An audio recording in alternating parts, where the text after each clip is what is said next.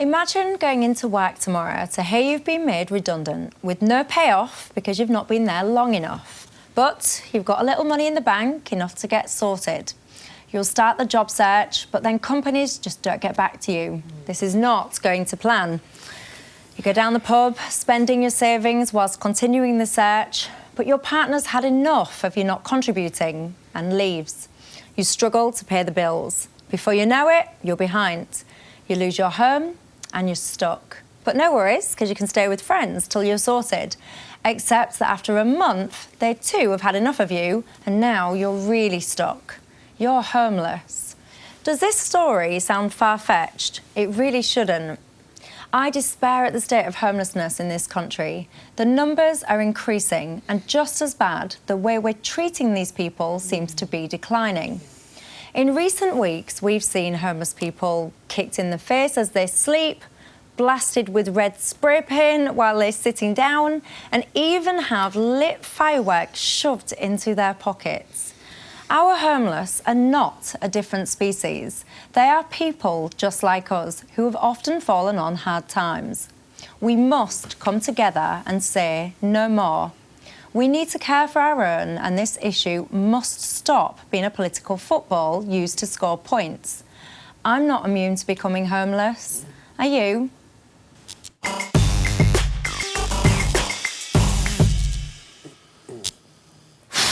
Michelle, right, not 5 years ago, I had to borrow a towable caravan, stick it on a building site and live in it, all right, and get whatever I could every day, filling buckets and tipping them in bins, OK?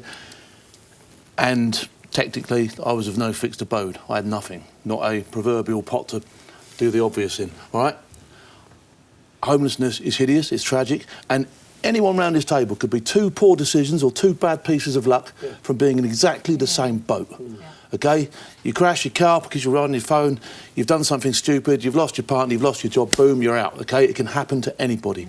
And I think it's for everybody in this country to have that at the back of their mind when they're walking past someone who's sat there with his pot out because he's down on his luck or her luck, all right? I find it absolutely abhorrent that anybody would do something detrimental to these people who are already on the absolute servicemen, aren't they, as well? There are a lot of servicemen, but you know that aside, that saddens me. Obviously, very deeply inside, that saddens me. But it can happen to anybody, Majid, and I absolutely breaks me. It breaks me, you know. And I know there's no short or long-term fix of actually sorting all these problems out. But to make it worse for someone out there is absolutely disgusting. Michelle, everything you said in your intro and what you just said, Phil, really touched my heart and completely resonated with me. A few years ago, I volunteered at a homeless shelter, cooking for the homeless.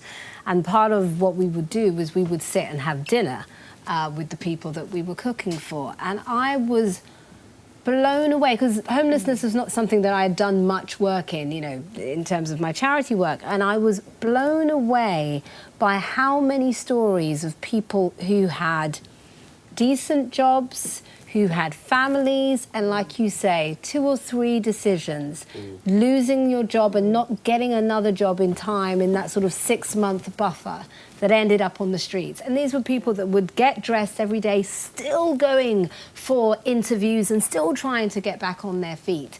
And it's terrible, because the problem with our social security system, particularly where housing is concerned, is we have a safety net for people who have children, and we have a safety net for people who we see as priorities.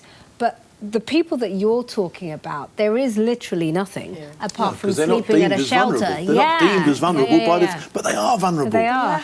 The last figures, so this is from autumn 2017, so just in England alone, 4,751 people sleeping rough.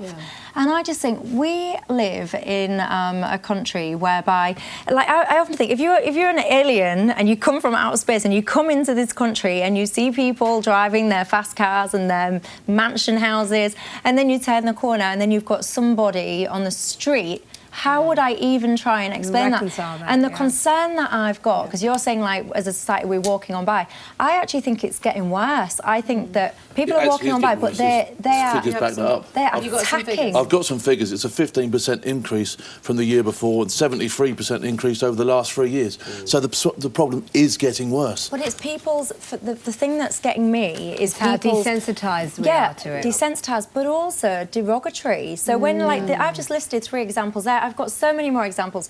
There's an example of someone returning back to his sleeping bag to find that someone's urinated all over it. Can you just go to a quote from Crisis and have a look at what they've said? The sad fact is they've said that every night thousands of people across the country are sleeping rough in doorways, bus shelters or on public transport. Many are subjected to appalling violence and abuse, something our frontline staff witness the effects of every day. We can't carry on like this when we know that homelessness is not inevitable. It is tragic that it does seem to be. I remember, even just you go back 5-6 years, not seeing as many people as I now see out on the streets, and you know you can go to certain places where you know they try and gather for some warmth, and then I often wonder that certain measures are then put in place by local councils, like spikes.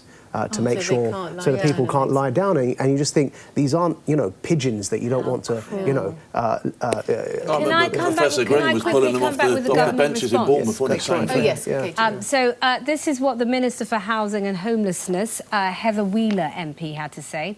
It is simply unacceptable that anyone has to sleep on the streets, and I'm determined to put a stop to it. We have set out bold plans backed by £100 million to halve rough sleeping by 2022 and end it by 2027 as part of a £1.2 billion investment in tackling all forms of homelessness. We know that we have more to do, and we will. I think it all started in the financial crash, and then, you know, nobody stopped. There's no affordable housing. Rents have spiralled out of control. Landlords can kick people out of their house within a month's notice, and nobody's gripped it. And actually, for it's quite a small amount of money, people could be put back on their